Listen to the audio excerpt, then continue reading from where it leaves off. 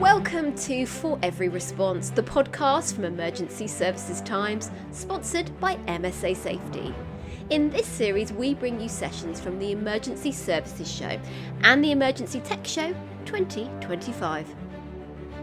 The clean cab concept is well known to fire and rescue services. In this episode, the panel expands the approach to embrace all vehicles used by firefighters when thinking about reducing exposure to contaminants from the fireground. Find out about the practicalities of keeping vehicles as clean as possible and what techniques services can adopt to keep firefighters safe.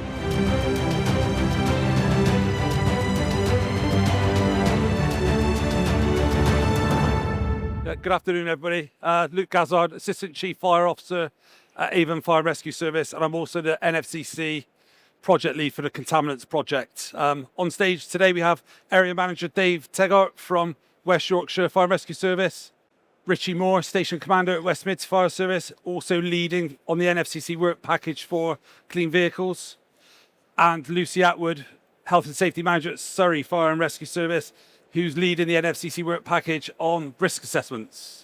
Brilliant. So this is a discussion based around the options on how to keep fire and rescue service vehicles clean as possible, focusing on appliance cabs, but also discussing other types of fleet vehicles. So I think from an NFCC perspective, we're very close to producing a clean vehicle concept document that's going to be published across the UK, which is really needed. It's going to aid services in their approach to doing that and keeping firefighters safe. It's been led by Richie, so over to you, Richie. Can you just give an overview of the work you've been doing in this area as you're trying to finalise that piece of work and some of the factors you've considered in trying to produce that document for us? Yeah, of course. I think it'd be first of all, I think it'd be remiss of me not to just remember the work that Rob Lashley did before I came into this role. Rob did a great deal of work. So I've sort of picked up on the back of that. So I think it's just right to sort of remember Rob and about that really. So I guess at the moment, clean cab concept is probably the thing that is in people's heads. That's the thing that people talk about. What is clean cab concept?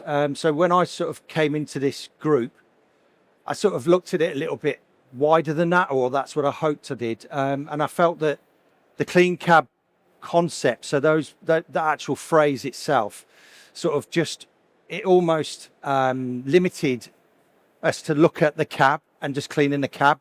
But I wanted to look at it a little bit further than that. So we've actually evolved now to what is known as the clean vehicle process. So that should look at every aspect of the vehicle, right from the cab, right to the lockers, even the pump bay, everything. So what it's also important to remember as well is that we shouldn't just be looking at pump rescue ladders and our those frontline appliances.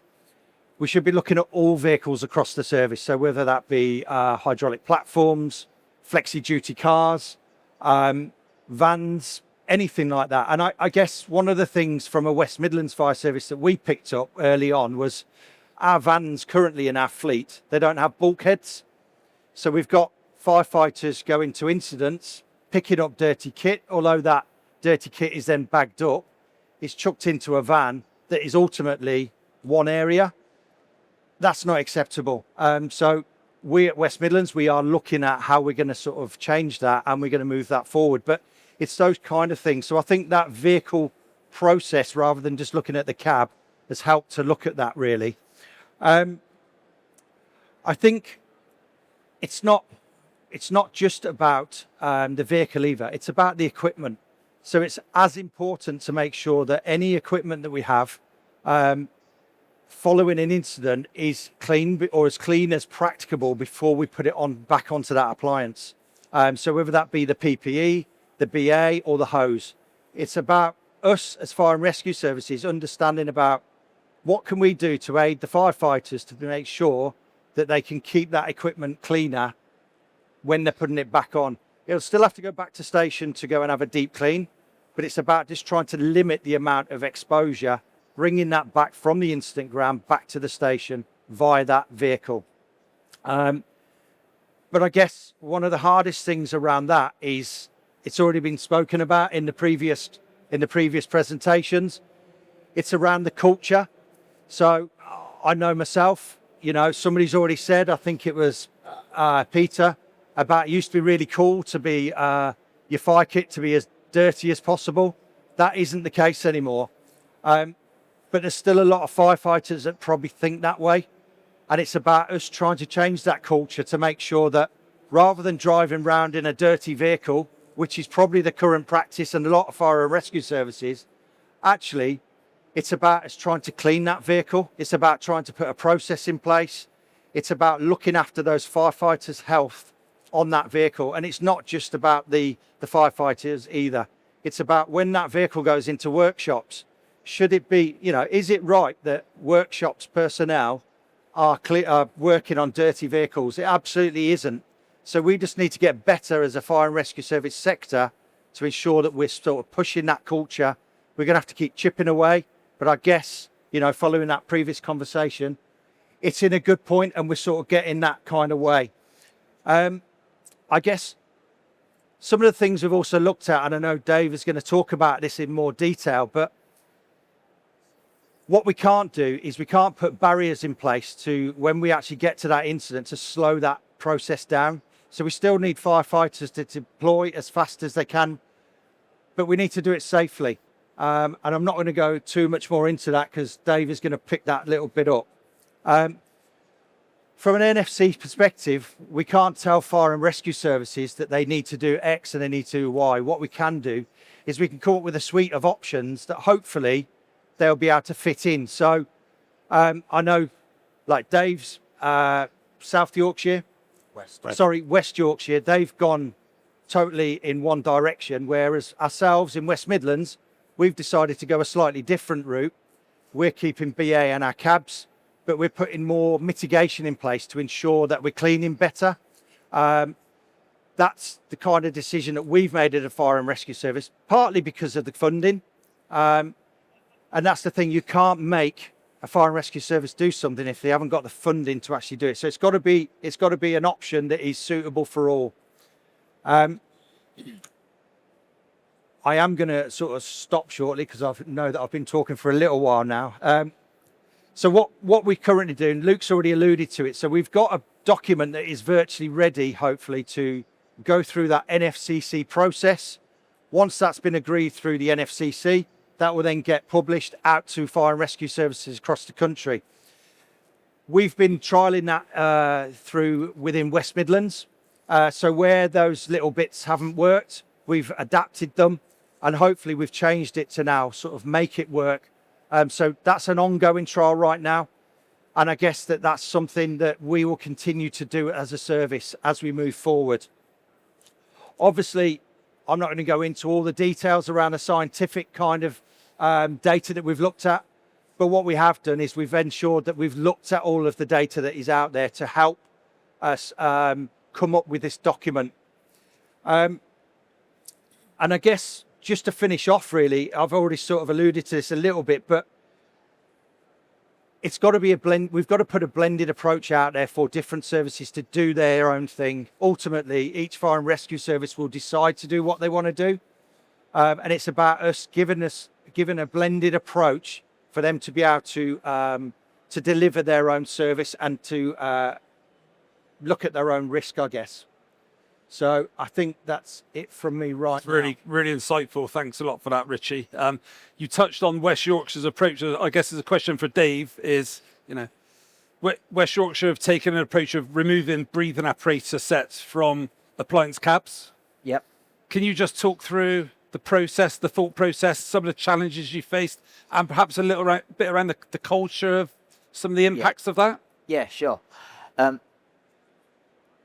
About 5 years ago, we sat down as a senior leadership team, looked at some of the data, and being perfectly honest, within the UK perspective, there wasn't a huge amount of scientific data at that point in time. That being said, there was an FBU report, the decon campaign was just starting to ramp up, and there was certainly a significant amount of international data, as has been mentioned in the previous discussion. And I sat down and said, a fire engine ultimately is somebody's workplace. For a lot of our staff, that is their mobile office. You know, they spend a significant amount of time, whether that's prevention work, protection work, and so on. And therefore, if there is an amount of data, an amount of science, and there was a whole host of arguments of how much efficacy there is in that data, and truly, if we did something today, how can we show that that potentially impacts somebody or doesn't impact somebody? What we basically boiled it down to was a fairly simplistic discussion around smoke, contaminants, PFAS, and many, many other things. Broadly speaking, everyone would agree nobody would want to stand in those environments and breathe them in. Yet we were then putting some of that equipment, that PPE and so on, back into fire engines, and therefore our staff were sitting on a dirty tunic, sitting on a BA set and so on, and we felt that that was unacceptable. So when we started to look at the ultimate question of how clean is clean, we considered the starting point of where we were at the time before BA sets in a cab. We considered what at the time we said was partially clean, potentially moving 2 BA sets and therefore leaving 2 BA sets in and cleaning those in an improved manner, or where we ultimately went, which was full clean cab. That was removing all BA sets. Ultimately, we made the decision that if the science and the data that was there, and in that the last 5 years we've seen an increasing amount of science and data that in effect backs up our decision, that we couldn't leave BA sets in a cab, because ultimately the potential was that the long-term science was that that may impact our firefighters. And ultimately, whilst our role is to think about the health and safety of firefighters in the moment, we are also hoping that they will have a long and healthy lifestyle once retired from being in the fire service, and therefore this felt to us to be the correct thing to do. That said, it's fairly easy for a senior leadership team to make such a decision. We then had to decide how we were going to finance that. Within West Yorkshire, we've currently replaced 52 out of 58 fire appliances. That's cost us nearly £20 million, and I absolutely accept that virtually no fire service in the UK, or probably in the rest of Europe or even the world for that matter, is going to be sat on that amount of finances and be able to do that. So for some services, this will be nigh and impossible. I absolutely accept. We were fortunate in some respects that COVID was around the corner. So what started off as something that we were going to deliver over 5 or 6 years actually was slowed down because of COVID. Therefore, we were starting to bank some money. And then the discussion was, if we've now made this decision, how can we implement something on day one, yet say to a firefighter, I'm sorry, but in 4 years or in 5 years' time, you're going to get a new fire engine, if ultimately the data that we had was telling us that was the wrong thing to do. So we were able to find that amount of money, and we were able to increase the build process, and ultimately in 2 years we will have replaced our entire fleet, and every single fire engine by the end of this year or very early next year will have all of the BA sets removed and ultimately be a clean cab vehicle. Again, from a leadership point of view, it was fairly easy for me to sell that to sort of the other leadership team. But then we had to have the discussion with our frontline staff around what does that mean for you? And being perfectly honest, and this comes back to that cultural discussion, there are some of our staff who truly believe this is the wrong thing to do. They honestly believe that as a firefighter, their role, and in many respects, rightly so, is to save people's lives. We absolutely accept that. But there is still a belief from some of our staff that they should be able to pull up outside a burning building, step out of a fire engine with a BA set on, and if I'm being brutally honest, run directly into a burning building. And for them, removing BA sets from the cab has been a real difficult transition. There's no doubt about it. And there are still some of our staff who believe we've done the wrong thing. But in having these discussions with them, we've said to them, what are the things that you can do? So as part of the design, we worked with our staff to understand what are the things that we can design into a new fire engine that allows that BA set to be accessed in a quicker manner. You know, we've got narrow streets and so on. So one of the first things that we get told is, what happens if my fire engine is pulled up and I can't open a door and I can't get to a BA set? Fair point. I understand that. Okay, we'll put 2 BA sets, one on either side. So if you can't get to it on one side, you can get to 2 BA sets on another side. We've had to have discussions with the ICs and the drivers. Being perfectly honest, make sure you park in a suitable place. So 1, staff can get out of a fire engine, and 2, they can then get a BA set on.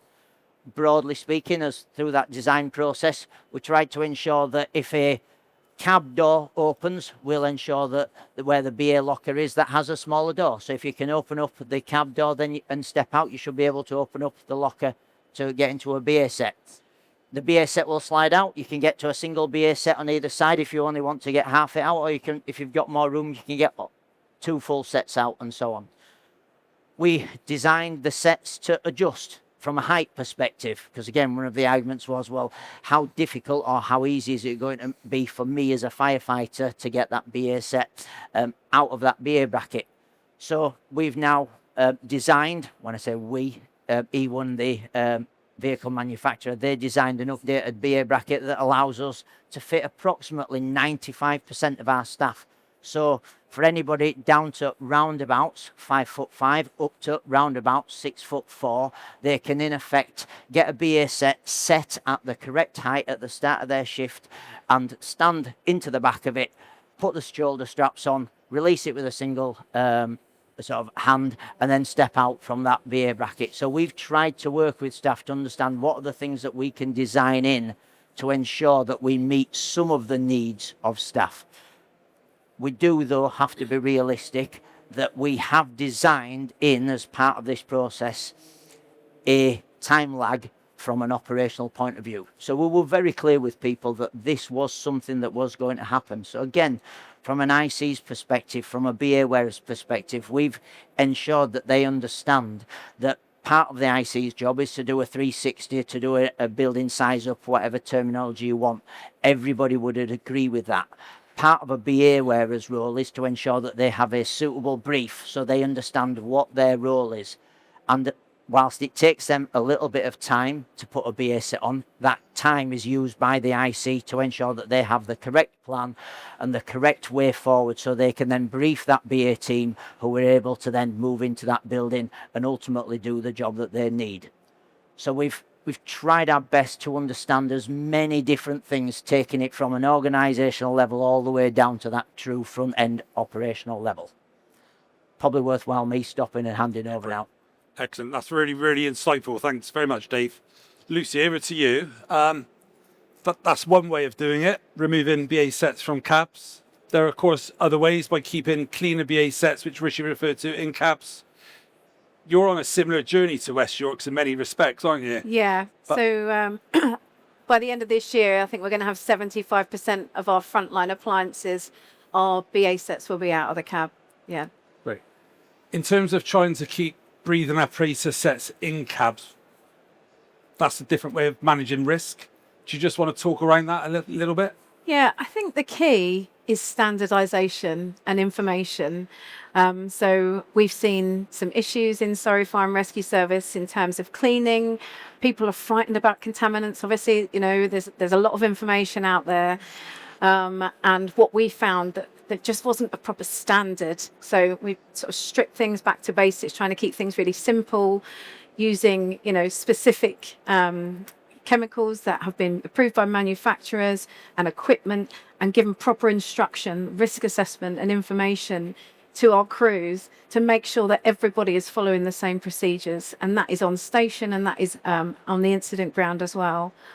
Obviously, bagging and tagging your BA sets and making sure that they're stowed correctly, and just following your procedures. Culture is, it's difficult. It is really, really difficult.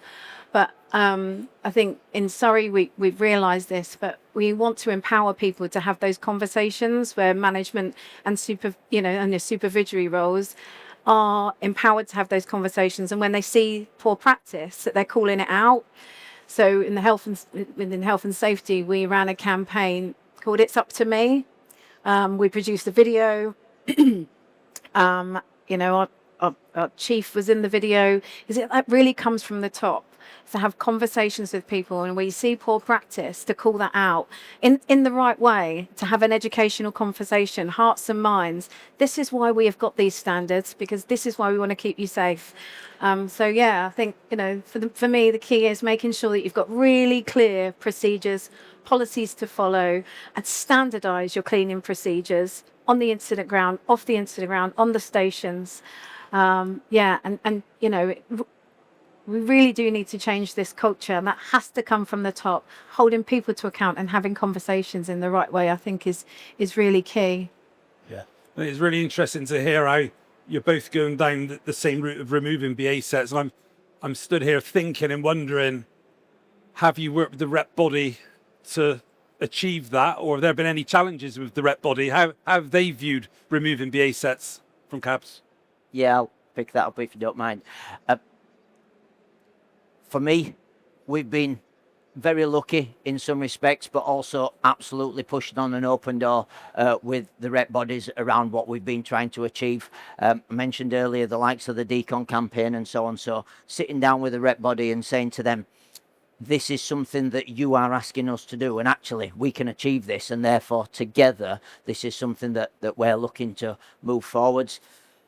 That's been a really refreshing and honest thing. The other thing that has been massively helpful to us is the fact that, you know, colleagues from rep bodies, they are the people that are doing some of this monitoring, some of that cultural discussion. It's not happening to be a senior officer or somebody coming down. This is people on the shop floor who are saying to their colleagues, this is the right thing to do. This is the reason that we are doing that, and so on. So we've been lucky that that has happened, but been so helpful and fundamental to many of the discussions. This episode of the Emergency Services Times podcast is sponsored by MSA Safety, proudly supporting emergency services and first responders on the front line. At MSA Safety, protecting first responders isn't just what we do, it's who we are. We work closely with fire and rescue services across the UK to develop and deliver safety solutions designed to meet your ever-evolving needs. That includes MSA Bristol Firefighter PPE, trusted by services across the UK and beyond, shaped through years of collaboration with frontline teams. It also includes our growing investment in innovation and technology, from the connected M1 SCBA modular solution to our agile, fully managed service model that helps keep crews protected and ready to respond. But for us, safety goes beyond equipment. We believe in standing shoulder to shoulder with the people who dedicate their lives to protecting others, whether it's supporting firefighter charities, backing mental health initiatives, or showing up for community events. MSA is proud to be part of the emergency services family. To learn more about our work in the UK and how we're supporting first responders every step of the way, visit www.msasafety.com. With MSA Safety, when you go in, we go in with you. So from my own service, like I've already said, we've gone in a slightly different way. We're not taking BA out of cabs right now. That's our decision moving forward. We're going to put some processes in place to ensure we clean. So it's about making sure BA sets kit and that is clean in that clean environment. But interestingly, when we were having the conversations about this with our strategic leadership and the rep bodies, we had some of the rep bodies in West Mids that were absolutely for removing BA out of cabs, and then we had some that were absolutely against it. So even the rep bodies are, you know, from that kind of firefighter perspective, we know that, like Dave's already said, we shouldn't be just running off a truck and going into a building. There's lots and lots of things we should be putting in place to actually, as part of that process. But actually the understanding of people sometimes is still that quite blinkered in the fact that they still think that they want to just run into a building and that's what they're going to do. And by not having a BA set in the back, that's going to slow them down from doing that. And I would suggest that if people are doing that, then we need to hold them to account as well, because we shouldn't be stopping a process of ensuring that we're the safety of our firefighters and stuff. So we just need to look at it in a different way. But interestingly, rep bodies are still quite not with it in both ways, I guess. Yeah, really, really interested. Lucie? It is interesting, actually, because there is that perception that it is going to slow that down. And actually, I think, is there any data? So bit of a data geek, but is there any data to suggest that that is but by putting sets in the not having them in the cab with you and putting them in the back of the appliance, is there any data to really say that that is going to slow down your deployment? And for us in Surrey, there is no data. So we've had an incident where it alleged that we couldn't get the sets out of the appliance. And when we looked at that, when that was investigated, that wasn't the root cause. Wasn't because the sets were in the back. The root cause was because it was driver error at that point. So, yeah, I think look at the data to make those decisions. And I guess just to come back there, Lucie, I guess both your services have been pretty brave, to be honest, and you're pushing that forward. So I guess we haven't got the data yet, but I guess it's services like yourselves that are going to start collecting that data to try and inform the rest of the sector. I think, yeah. And I think it's really important to note here that Dave touched on it. When crews rock up at a dwelling fire, as an example, the officer in charge absolutely needs to do a full recce, 360, whatever you want to call it, and understand the risk before committing crews. They need to be able to formulate a plan before they commit, and that takes time. It could be 30 seconds, it could be 3, 4, 5 minutes. It depends on the situation. Yeah. But then that buys time for people to then don properly, make sure they've got their flashes on correctly and that sort of stuff.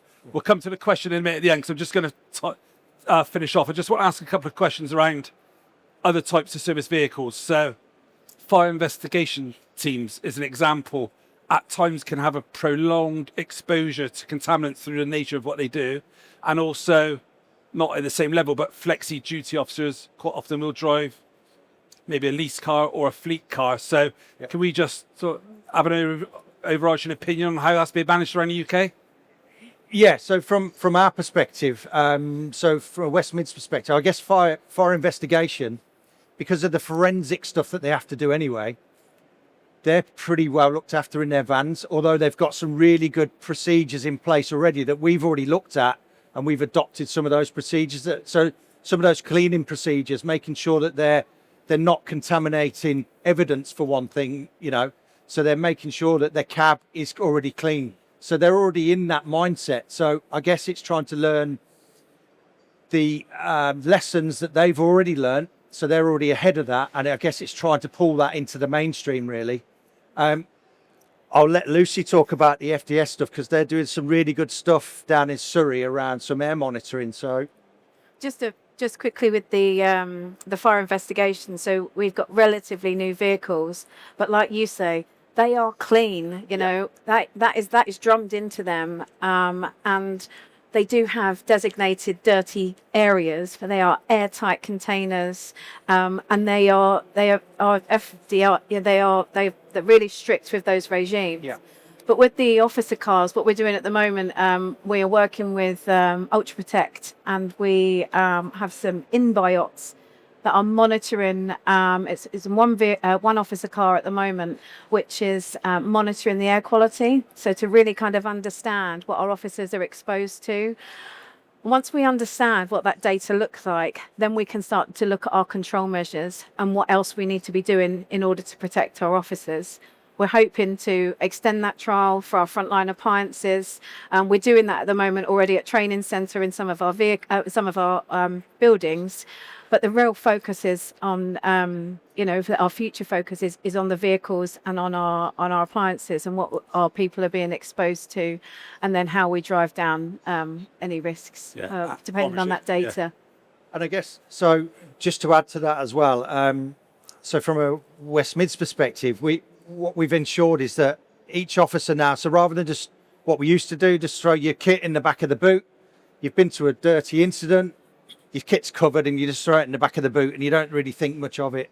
So what we've now is every officer has now got a sealed box for their kit to go in. I think that's really, really important, and that's got to be done.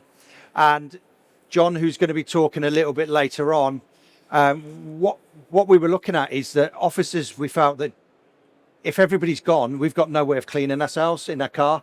So we've now put packs in all of our cars so we can actually decontaminate ourselves on our own. So we're not just left there or reliant on the fire engines having the kit now. So we're quite clean, but we are going to look at doing some similar stuff to what Surrey are doing and putting those air monitors in.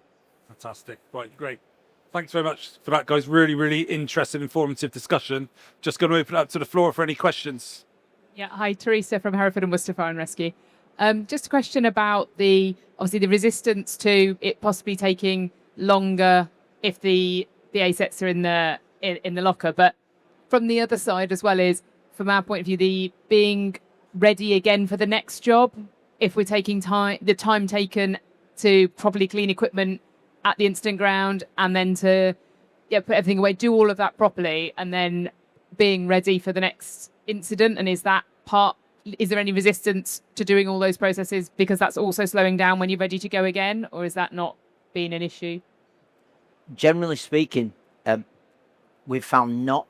So I think for most people, certainly most of our firefighters, they truly understand the journey that we're on. And even those firefighters that, like I've said, culturally truly believe that they should have a BA set in the cab, at the same time also understand what we're trying to do and why we're trying to do it. So at the point where they then have the time, generally speaking, they are more than comfortable to ensure that before they climb back on the fire engine, that they have decontaminated themselves, decontaminated the kit and those things. So generally we're not seeing it at that point.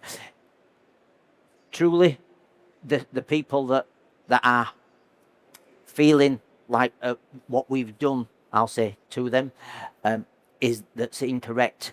They are only looking at this from the point of view of they know the science, generally speaking, tells us that fires burn hotter, that heat rate increases faster as it stands, and therefore seconds do count. So their argument is truly sound from that point of view. Our argument back is that they have an opportunity at the incident ground to do something different to make themselves safer. Our opportunity is to ensure that their long-term health and safety ultimately is done. Whilst we can't influence that as much at that point, we can design some things around that, which ultimately is what we did. Great. Can I just add to that, Luke? Yeah, Just add to that. Yeah. So something that we are looking at in Surrey is repurposing a vehicle for protracted incidents and longer incidents. It's an operational support vehicle. We've just purchased, we're going through the procurement process at the moment for new BA sets, but we've procured 40 additional sets for the service.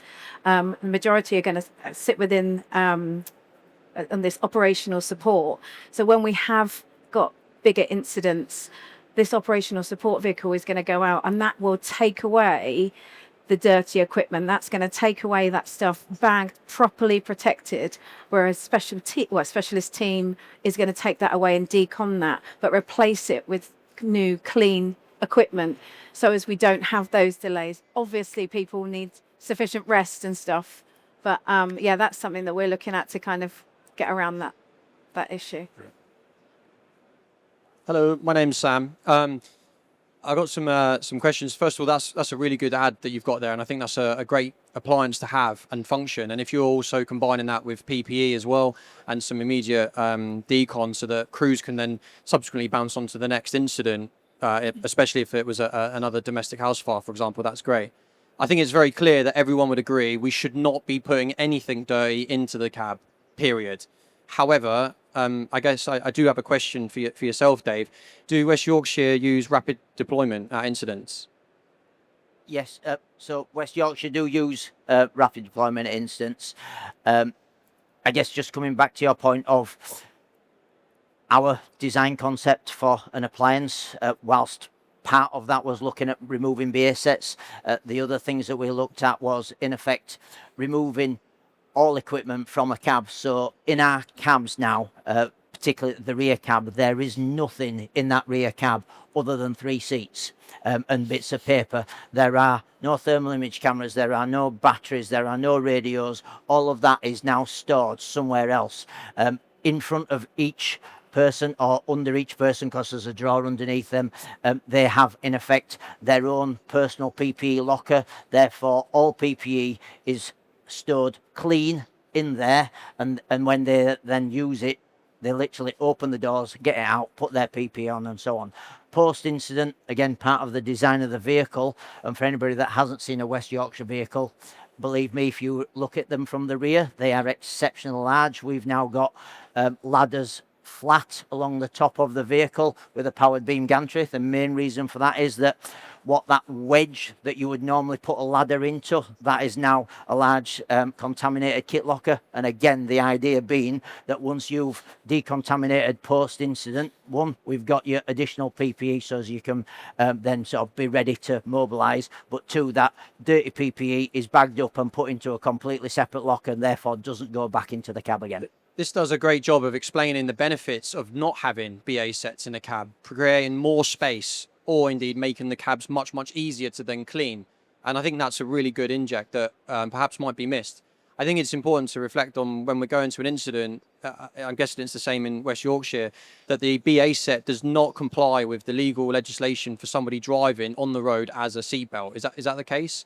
So firefighters therefore should be rigged or at least sat in the seat with a seatbelt on the way to an incident. So therefore, rigging en route, perhaps if you was to follow the firefighter maxim and perhaps take some increased risk for a rapid deployment type, savable life type incident, we could possibly argue that. But I think it goes back to how, first of all, firefighters are exceptionally good at dynamic risk assessments and being able to respond fast with information gained en route to that incident is another area of improvement.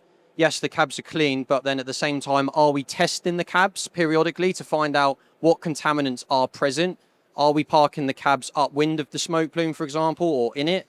And then also, just a final point really is, absolutely, we need the data. But if we're not collecting the data now, how can we then reflect on the data collected in 5 years' time? And it would seem as though response times, times to rig, times to brief, times to commit through entry control point, plus also the amount of contaminants that we have in appliances now prior to the clean cabs coming in would be really useful to reflect on in 5 years' time. And it would be great to chat to you all about how we can do that. Those systems are in place, so to bring them to your services would be great.